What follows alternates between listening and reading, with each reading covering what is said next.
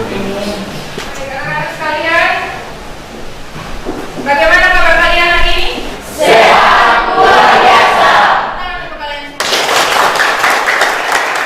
Baik, karena semuanya hadir, silakan keluarkan HP kalian masing-masing dan scan QR kode untuk pengisian daftar hadirin. Sebelum kita memulai pembelajaran kita, seperti biasa kita akan bahas dulu tentang kesepakatan kelas kita pada hari ini. Yang pertama, tepat waktu, melihat semuanya sudah tepat waktu, bagus. Kemudian yang kedua, berpartisipasi secara aktif nantinya dalam kegiatan pembelajaran ini. Yang ketiga, tolong putra dibaca. Berbagi hati. Oke, baik, selanjutnya adalah menjaga kebersihan. Toilet kelas juga sudah dalam keadaan bersih. Dan yang terakhir adalah saling menghargai antara satu sama lain selama proses pembelajaran maupun nanti di luar kelas. Ya, Ibu ada gambar di sini. Ibu ingin tanya kepada kalian, apa perbedaan dari Gunung Fatuleu dan Pantai Lasiana? Ibu mau tanya kalau begitu, kalau kalian sudah pernah pergi, apa perbedaan dari Gunung Fatuleu dan Pantai Lasiana? Silakan, apa perbedaannya? Perbedaan gunung Fatuleu dan Pantai Lasiana, kalau gunung itu berada di dataran tinggi, kalau Pantai Lasiana berada di dataran rendah. Tepuk tangan dulu. Jadi semua yang sudah kalian sebutkan itu betul ya. Jadi ada perbedaan antara Gunung Fatuleu dan Pantai Lasiana. Yang pertama dari makhluk hidup yang hidup di dalamnya. Makhluk hidup yang hidup di dalamnya itu berbeda ya antara Gunung Fatuleu dan Pantai Lasiana. Kemudian yang kedua dari perbedaan suhu. Yang ketiga dari perbedaan tempat, yang satu di dataran tinggi, yang satu di dataran rendah. Kemudian juga tadi ketersediaan air dan masih banyak lagi ya, masih banyak lagi. Sehingga hari ini kita mau mempelajari tentang ekosistem. Ya, ini sudah tidak asing kan? Ya. Ya, pada pertemuan sebelumnya kita sudah bahas ekosistem di keanekaragaman hayati. Kita sudah bahas ekosistem di keanekaragaman hayati. Yang kita bahas adalah tipe-tipe dari ekosistem. Jadi mulai ekosistem adalah suatu tempat atau suatu sistem, suatu tempat di mana terjadinya hubungan timbal balik antara makhluk hidup dan juga lingkungannya. Oke, tujuan pembelajaran kita hari ini adalah ini. Anak-anak diharapkan dapat mengidentifikasi komponen ekosistem dan peranannya serta dapat menyajikannya dalam bentuk presentasi di depan kelas. Jadi kita sebelumnya sudah bahas tentang tipe-tipe ekosistem. Sekarang kita mau bahas di dalam ekosistem itu ada apa-apa saja. Sebelumnya kan Ibu mungkin sudah pernah singgung ada komponen biotik, kemudian ada komponen abiyotik. Ya, tapi kita belum tahu yang seperti apa, kita belum tahu. Sehingga Ibu mau kalian amati dulu 1 menit. Lihat, ini ada 2 gambar yang berbeda. Kalian amati dulu kira-kira ini gambar apa ya? Yang ini kira-kira gambar apa? Sapi. Ya, sapi, betul ya, di padang. Ya. Selanjutnya Ibu mau kalian nonton dulu 1 video. Silakan diperhatikan, hanya 2 menit. 114 spesies rumput laut dan lebih dari 450 biota terumbu karang menghuni lautan Indonesia. Silakan, ada yang bisa apa kira-kira apa yang menjadi pertanyaan? Apa yang menjadi pertanyaan kira-kira? Pertanyaan kalian? Ya, silakan. Apa saja komponen biotik dan peranannya? Yang boleh tentang. Kita mau tahu tentang komponen biotik dan peranan. Oke. Yang kedua ada lagi? Oke, silakan. Apa saja komponen abiotik ini? Luar biasa. Komponen abiotik. Abiotik dan peranan. Kemudian yang ketiga. Oke, silakan. Apa saja contoh ekosistem dan komponen biotik di dalamnya? Luar biasa. Apa saja contoh contoh ekosistem dan komponen biotik di dalamnya? Oke, silakan duduk dalam bentuk kelompok.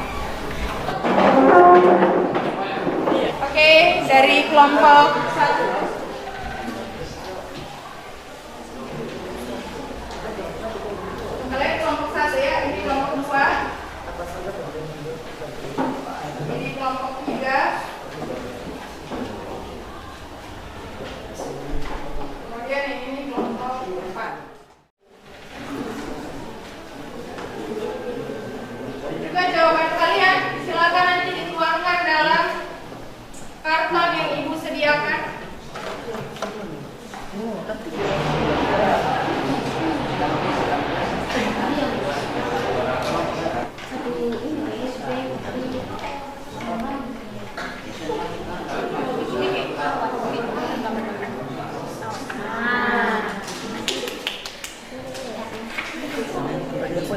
Silakan gunakan HP kalian untuk menemukan jawabannya.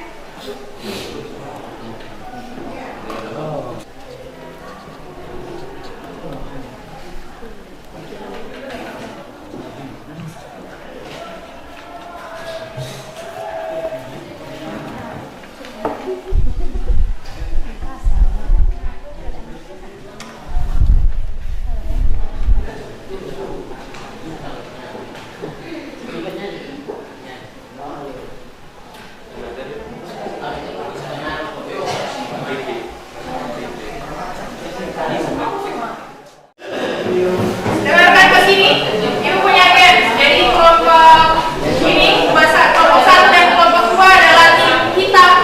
Kemudian kelompok 3 dan kelompok 4 bisa dengar suara ibu? Bisa. Satu. Oke, kelompok 1 dan kelompok 2 tim hitam. Kemudian kelompok 3 dan 4 adalah tim putih. Jadi permainannya adalah apabila ibu akan bercerita, apabila ada tim ibu sebut warna hitam, maka tim hitam harus tepuk tangan cepat. Kalau ibu sebut warna putih, tim putih yang tepuk tangan. Tidak boleh salah. Paham? Paham. Oke, dengarkan cerita ibu tes dulu kalau begitu. Suatu hari Arya dan Nelson pergi ke pantai Lasiana menggunakan baju hitam. Iya. Oke, ini hitam dan hitam. Putih dan putih. Oke. Kemudian Nelson menggunakan sepatu berwarna putih. Oke, berarti paham kan? Ya.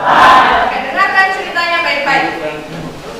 Suatu hari Nelson dan Arya pergi ke pantai Lasiana.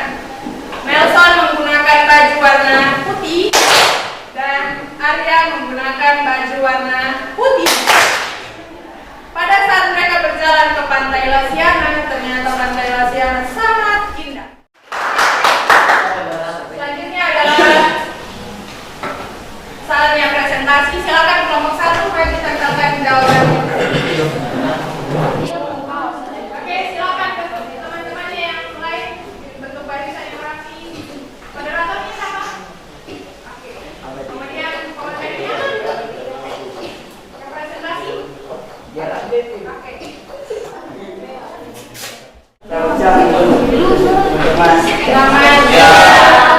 Pertama-tama kekuatan unit kerangka kelompok 1 menggunakan hadis yang disediakan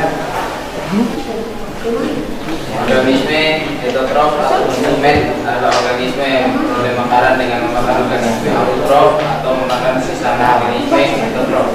Contoh hewan dan tumbuhan.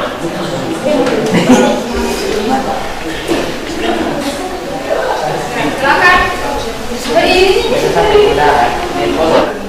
Oke. Silakan moderator, silakan temannya mungkin.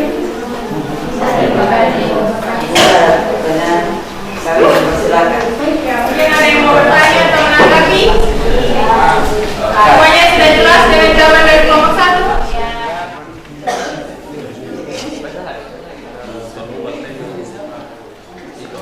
Selamat siang ibu dan teman-teman. Bahasa ini karena mempresentasikan hasil diskusi kerja kelompok kami. Pertama, apa saja komponen kita kalangan jawaban. Komponen abiotik atau komponen tak hidup adalah komponen yang ada di ekosistem dan mengaruhi kelangsungan hidup. Komponen biotik atau makro komponen abiotik terdiri dari udara, air, tanah, gambaran mineral, sinar matahari, suhu, kelembapan, derajat, kesamaan PTT, topografi, dan lain-lain. Yang pertama, udara. Sebuah gas berbentuk lapisan atmosfer meliputi nitrogen, oksigen, karbon dioksida, dan lain-lain. Salah satu manfaat udara adalah oksigen oksigen berguna bagi proses pernapasan makhluk hidup, dan karbon dioksida berguna untuk proses fotosintesis. Sekian dari kelompok kami, mungkin ada yang mau bertanya, kami dipersilakan.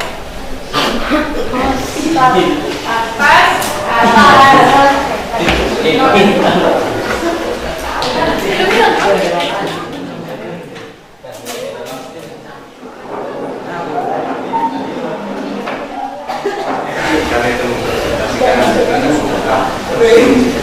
Pertama, apa saja komponen abiotik dan peran? Komponen abiotik terdiri dari udara, air, tanah, garam mineral, sinar matahari, suhu, kelembapan terhadap zaman atau pH, topografi dan lain-lain.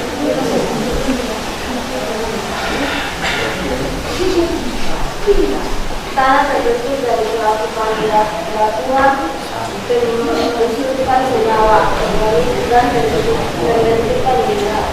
Tanah menjadi tempat seperti bagi memerlukan dimanfaatkan manusia untuk perjalanan, pertambangan dan lain-lain. Saya akan sekian presentasikan jika pertanyaan dari teman-teman Dari yang pada kelompok yang lain, Pak? Pasti, Bu. Biasa boleh depan.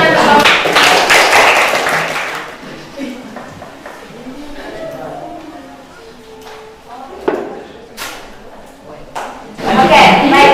Terima kasih atas waktu yang diberikan kepada kelompok kami. Kami dari kelompok A ingin mempresentasikan hasil diskusi kami.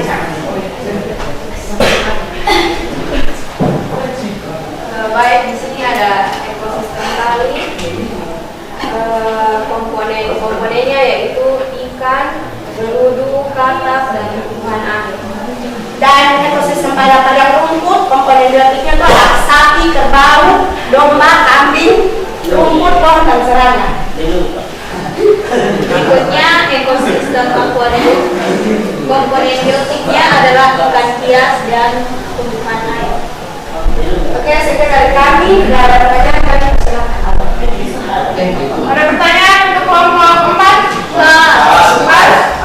Oke, silakan. Terima kasih. Empat kelompok di sini.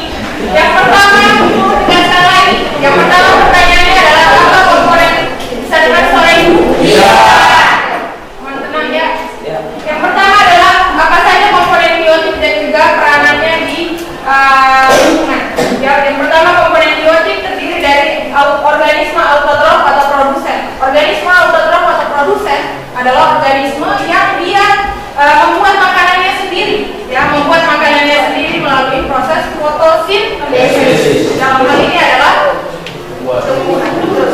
Dalam hal ini adalah tumbuhan. Kemudian ada komponen biotik atau komponen hidup selanjutnya yaitu heterotrof atau konsumen. Heterotrof atau konsumen adalah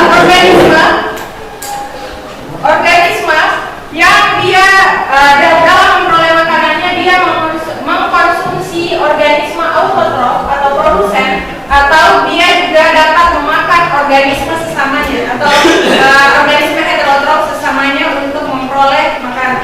Dalam hal ini organisme heterotrof atau organisme atau konsumen ini terdiri dari hewan dan juga manusia. Kemudian yang ketiga adalah dekomposer atau pengurang. Ketika hewan, manusia, tumbuhan semuanya mati, maka zat-zat sisanya akan diuraikan di tanah oleh organisme pengurai atau dekomposer ini yang terdiri dari jamur, bakteri, cacing tanah, dan lain sebagainya. Ya. Makanya ketika kalian menggali kubur atau hewan yang dikuburkan dan lain sebagainya, ketika sudah beberapa hari atau sudah dalam waktu yang lama, dia sudah tidak seperti utuh seperti sedia kala kan? Ya, karena telah diuraikan oleh organisme ini, dekomposer atau pengurai. Selanjutnya di kelompok 2 tadi sudah membahas tentang komponen abiotik atau komponen yang tidak hidup. Meskipun dia tidak hidup, tapi dia berpengaruh sangat penting bagi lingkungannya karena dia yang membuat makhluk hidup, dia yang mempengaruhi kelangsungan hidup dari komponen biotik atau komponen hidup ini. Nah, di sini tadi ada beberapa disambung juga oleh kelompok 3, ada udara, air, tanah, garam mineral, sinar matahari, suhu, kelembapan, dan juga derajat keasaman atau pH. Kemudian yang terakhir adalah topografi. Tadi Ibu singgung saja sedikit ya, karena tadi kalian sudah bahas dan sudah dipresentasikan. Ibu singgung saja beberapa. Topografi ini letak dari wilayahnya. Tadi kita sudah bahas di slide sebelumnya, yaitu ada gunung, kemudian ada pantai ya. Kalau pantai di dataran rendah, kemudian gunung di dataran tinggi. Ternyata ini mempengaruhi makhluk hidup yang hidup di dalam. Kalau di di dataran rendah seperti laut, dia lebih banyak ya makhluk hidupnya daripada yang ada di dataran tinggi. Kemudian Ibu mau bahas juga tentang udara. Udara ini salah satu yang paling penting bagi makhluk hidup karena kita bernafas dengan oksigen kan? Kita bernafas, kemudian udara juga berpengaruh bagi tumbuhan. Udara juga berpengaruh bagi tadi dalam proses respirasi makhluk hidup atau proses pernapasan dari makhluk hidup keseluruhan. Kemudian ada air, ketersediaan air penting bagi ikan. Kalau dikasih ke darat mati ya. Jadi ketersediaan air bagi komponen-komponen di laut, bagi komponen-komponen di danau dan lainnya itu sangat mempengaruhi kelangsungan hidup dari makhluk hidup tersebut. Suhu tadi sudah, sinar matahari apalagi, sinar matahari sangat berperan penting dalam fotosintesis dan lain sebagainya. Ini tadi sudah dipresentasikan oleh kelompok 2 dan 3 dengan sangat lengkap. Kemudian kita beralih ke kelompok 4. Ini adalah contoh dari ekosistem. Tadi ekosistem kali ini termasuk dalam ekosistem darat ya. Kemudian ekosistem perairan. Kemudian ekosistem padang rumput ini masuk dalam ekosistem apa? Darat, betul. Kemudian ekosistem akuarium masuk dalam ekosistem buatan. Nah, ekosistem kali ini kalau kita telah lagi kita perhatikan lagi seperti itu sudah di video, sudah digambar. Itu komponen biotiknya ada ikan, ada terumbu karang, tumbuhan air dan masih banyak lagi. Kita punya kali ya di depan sekolah. Ya, itu komponen makhluk hidup yang ada di kali itu merupakan komponen biotik. Kemudian lihat di komponen pada ekosistem padang rumput. Tadi sudah diamati di gambar. Ada sapi, kerbau, domba, kambing dan seterusnya. Kemudian yang terakhir adalah ekosistem akuarium. Biasanya ini karena dikondisikan oleh manusia, bukan alami, sehingga komponennya juga terbatas. Yaitu ada ikan hias dan juga tumbuhan air. Sampai di sini ada yang perlu ditanyakan? Pas? Semuanya bisa paham? Paham. Oke. Begitu selanjutnya. Nah, apa kesimpulan?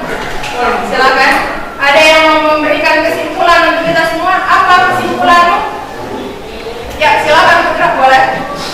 Ya, boleh. Ekosistem adalah suatu tempat di mana terjadi hubungan timbal balik antara makhluk hidup dan lingkungan. Ekosistem dibagi menjadi dua, yaitu komponen biotik yang terdiri dari organisme heterotrof dan dekomposer. Sedangkan komponen abiotik terdiri dari udara, air, sinar matahari, kelembapan suhu dan lain-lain. Ya, boleh Putra.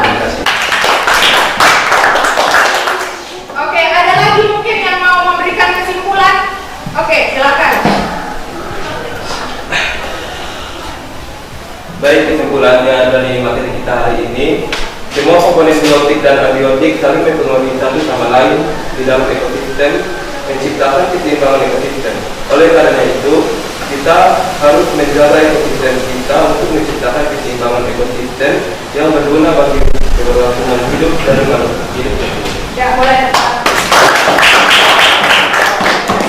Ya, ini betul sekali kesimpulan yang sudah disampaikan. Ya, ekosistem adalah suatu sistem atau tempat di mana terjadinya hubungan timbal balik antara makhluk hidup dan juga lingkungannya yang saling mempengaruhi. Kemudian ekosistem terdiri dari komponen biotik atau komponen hidup, yaitu ada ekosistem terdiri dari dua, yaitu komponen biotik hidup dan juga komponen abiotik atau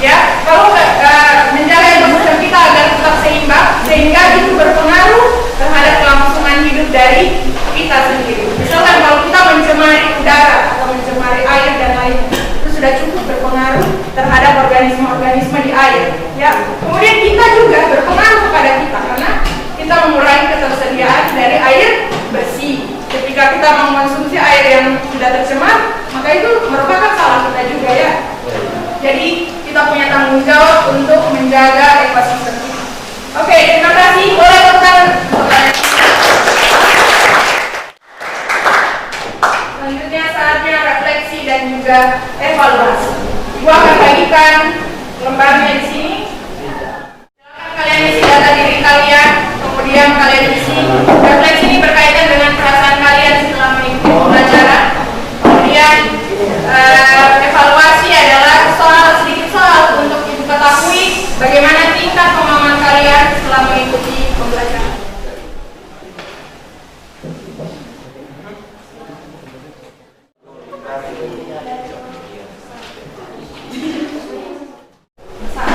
Silakan ibu minta keterangan.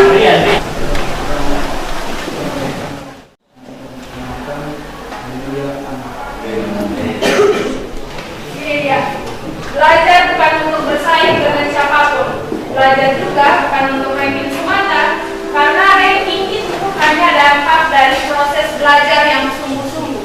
Tapi belajarlah untuk menjadi lebih baik dari dirimu yang sebelumnya, baik dari segi pengetahuan, keterampilan, dan juga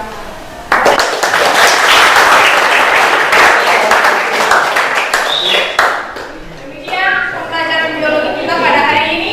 Ibu harap tetap semangat untuk dalam pembelajaran sebelumnya, dijaga selalu kedisiplinannya, kemudian kerapiannya, kebersihannya, dan lain sebagainya.